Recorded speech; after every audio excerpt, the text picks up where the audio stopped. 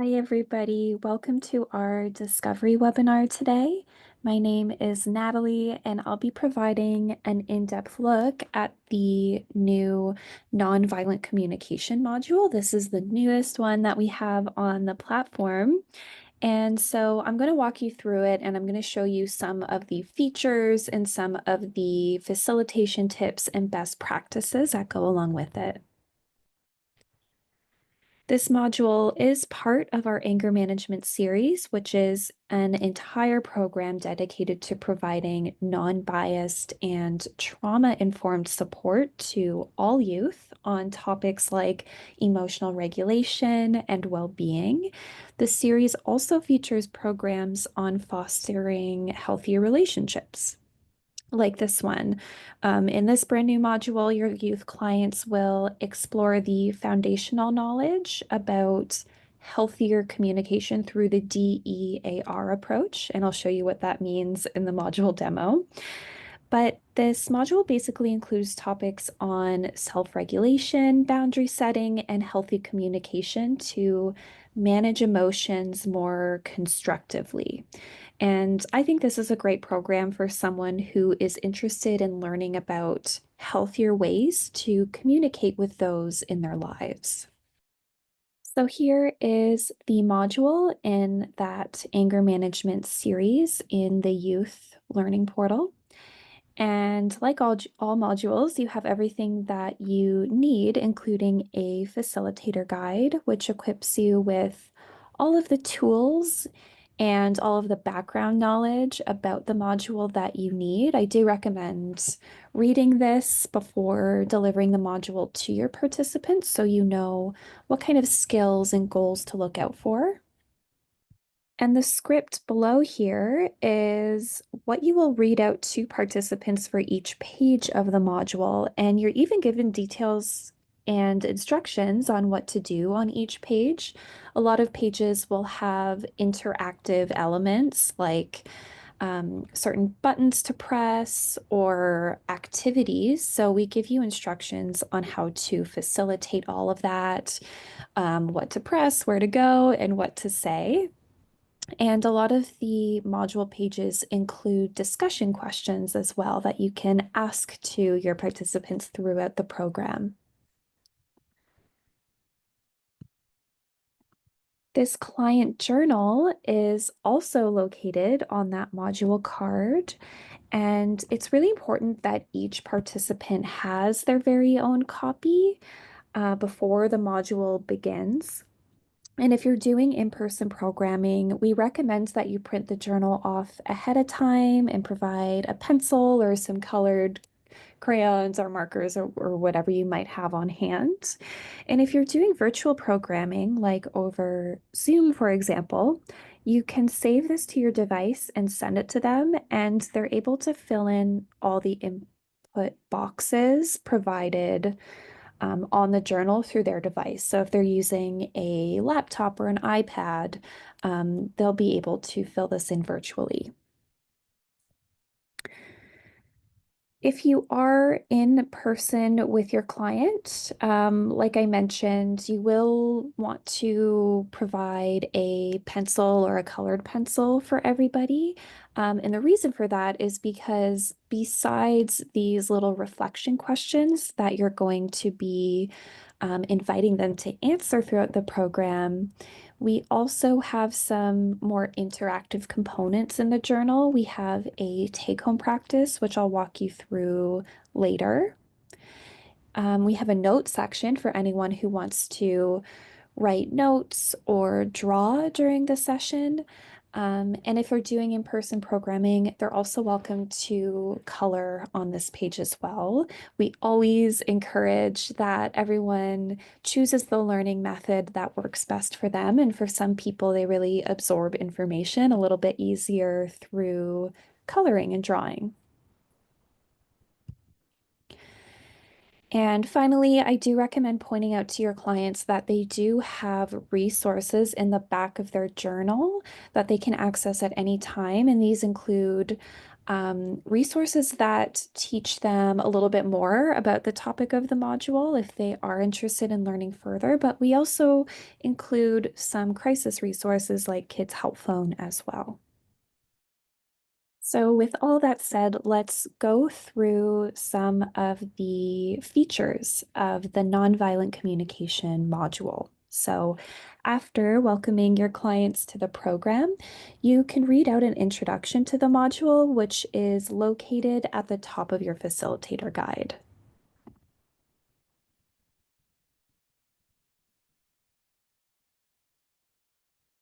And the specific topics that we cover in this module include an acronym called the DEAR acronym. And I am going to break that down a little bit further into the module demo. But basically, the components are describing the facts, expressing your emotions, asserting your boundaries, and requesting your wants and your needs. And this is an excellent acronym for remembering this communication approach. And then as an icebreaker to the program, you can invite everyone to share their name and the answer to the check-in question, which is to share a kind gesture that they've shown to someone else or themselves today. Now, in this module, we've really taken a compassionate approach, recognizing that the person engaging with the content might have experienced challenges in life that makes relationships a little bit more complicated. And this can be any interpersonal relationship. This doesn't have to just apply to a romantic relationship. You can let your clients know they can use the teachings from the module with anyone in their lives, whether it's a friend or family member or whomever. But basically, as facilitators, we do understand that healthy communication strategies aren't always easy for everyone, and that's okay. But it's just really important that we show understanding and extend that compassion throughout the module process.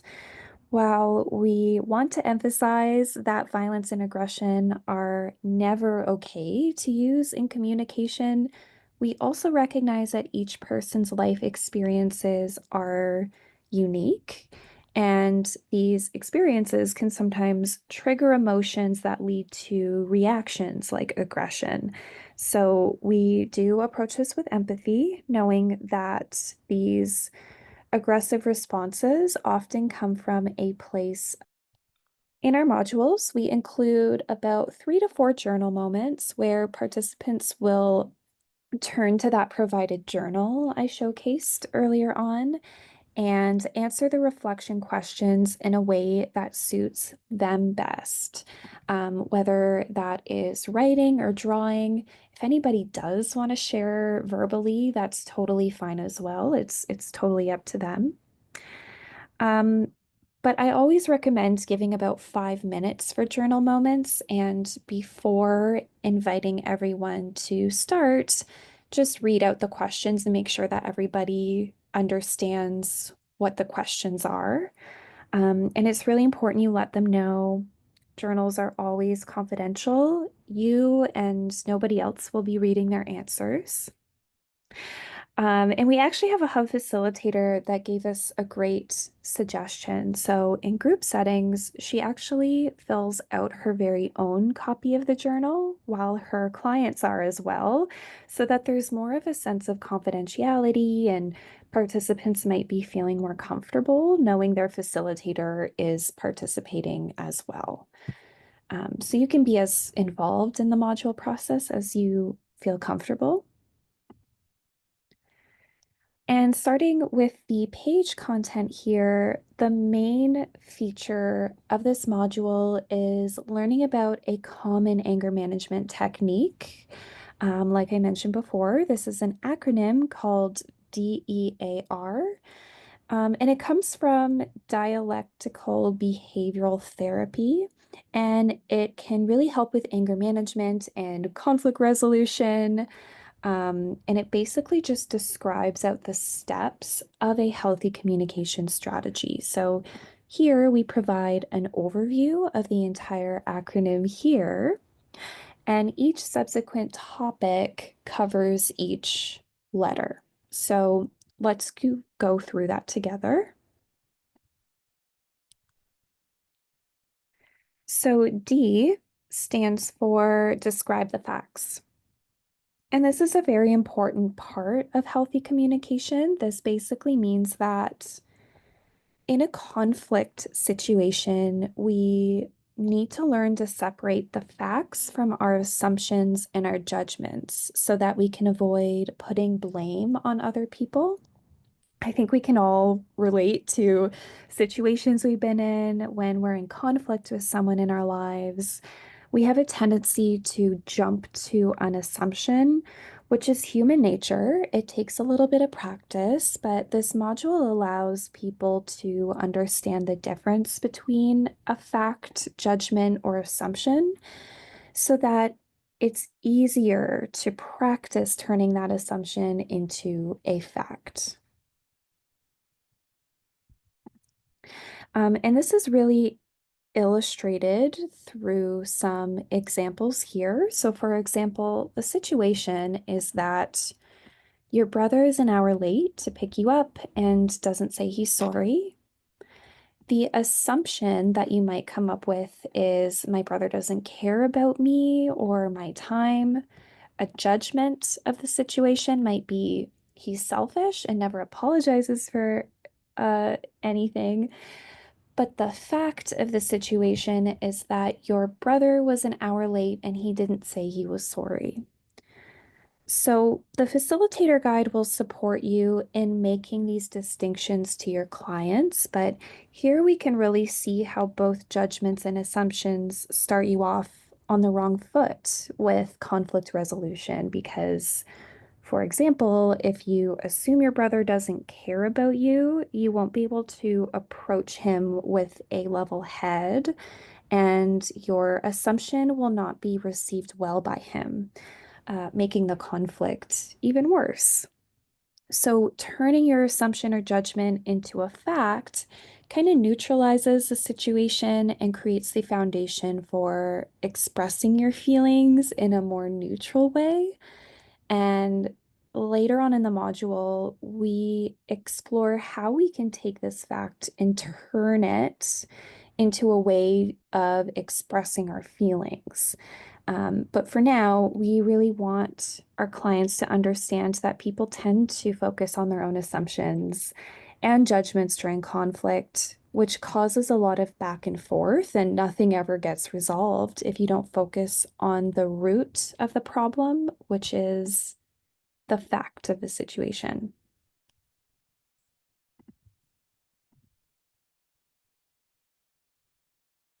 Participants can practice differentiating between the facts, assumptions, and judgments. So, the facilitator guide does have some definitions for each one in case there is a participant who wants more clarity on that. But as a general rule of thumb, keep in mind that assumptions are beliefs or ideas that we accept as true without having all the facts or the evidence. Um, and forming an opinion about something that are influenced by personal values, emotions, or biases are judgments.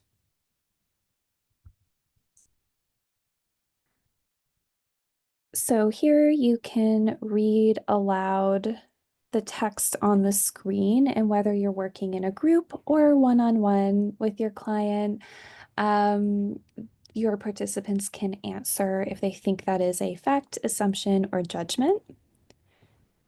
And then when you select one, we give you the answer as well.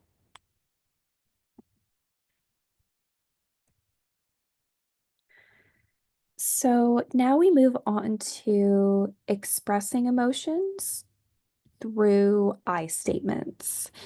And now that we've identified the fact or the root of our conflict, the next step is to express how that makes us feel. So, using the example from the previous page with the brother being late, an I statement would then be something like, when you were late picking me up, it frustrates me because it makes me feel like I'm not important. So through that I statement example, you can see how that I statement is a little bit nicer.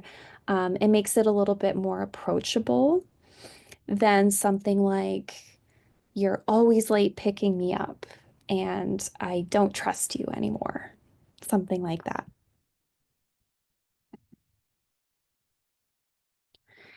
When doing the I statements, it's really important to keep the language focused on yourself so that the other person doesn't interpret this as blame. An I statement is a really great way to take accountability for your own feelings. And as a general rule, we always want to be doing that again so that it prevents the other person from being hurt and getting defensive or angry. Okay, so now we invite participants to practice I statements through a tic-tac-toe game. All of the instructions that you'll need are in the facilitator guide, but basically, if you have a group, it can be divided up into teams. But you can do this with just you and your client if there's just one, and you can participate together. And you will take turns selecting these cards. You're given an example of a fact, and you need to take turns coming up with an I statement to express how you're feeling in this hypothetical situation. For example, here to your partner. And if you get the answer right, it can be marked as an X or an O. And of course, the person who first gets three in a row will win. Of course, the goal in our activities is never to and a very important step in nonviolent communication is understanding and asserting one's boundaries. And I think the page sums it up well here. It says, difficult emotions like anger, frustration, sadness, shame, and jealousy result in when a relationship conflict, our personal boundaries are crossed and our needs are not met. The key to getting our personal boundaries and needs met is to know how to express them non-violently. This way, others can be less focused on protecting themselves and are able to listen to us with openness and empathy.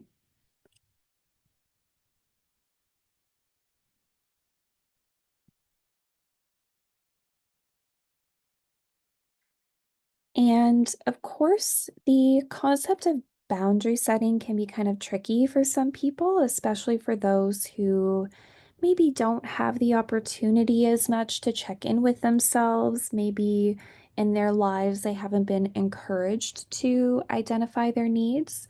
So, this can be a very new concept for some people. So, I would recommend reiterating to your clients here that first of all, they don't have to figure all of this out at once. Identifying their boundaries and setting those boundaries is a lifelong journey. It's always going to be evolving. And it's important to start, even if it's small at first, to identify their physical, emotional, material, time, and sexual boundaries. We really want them to know that they deserve to have boundaries and it's their right to have boundaries, and nobody has the right to cross those boundaries. Having boundaries is really an act of self-love. In this section, participants are asked to think of a recent time when someone crossed one of their emotional boundaries because we want them to understand what are the needs beneath that personal boundary. And if they need help understanding their underlying feelings and needs, we can refer back to that chart on the previous page if they need some examples.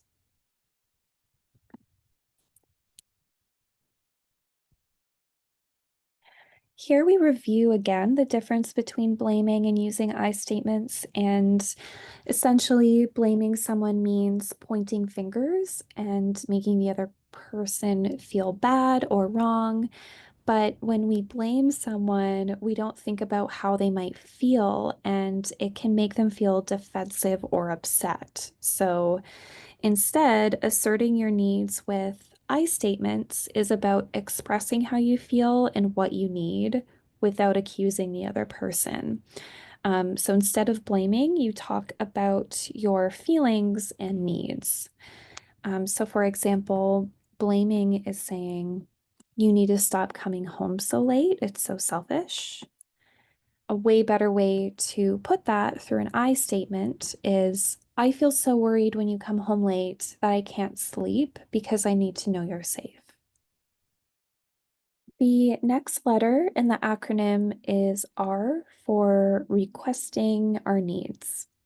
So when we make a request in the form of a question, we're not just telling the other person what we want. We're actually giving them a chance to share their feelings and their needs too. It's like we're inviting them into a conversation where we can both understand each other a little bit better. And when we're respectful and considerate of other people's feelings and needs, they're more likely to respond positively to us.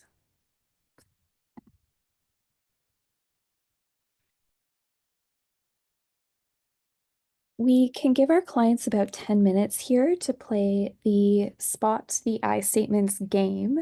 And I feel that seeing some examples of what I statements are versus what they are not can really help them identify the huge difference that each communication strategy is and how much better the I statements sound.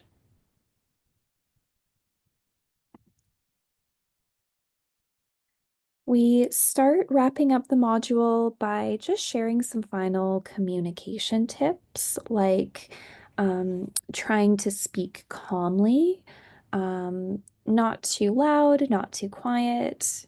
We try to avoid using confusing language, so try to use clear words when you say what you need, and talk it out as well. So listen to how the other person feels and what they need, and try to find a solution together. I always find that this is a really, really helpful tip and a really helpful strategy to follow is to approach conflict like you're on the same team and you really are working together to try to find to a conclusion where everybody feels heard, rather than seeing it as a fight and there's going to be one clear winner, because that never really works. So finding a solution and being on the same team, I find is a really great way to go about conflict.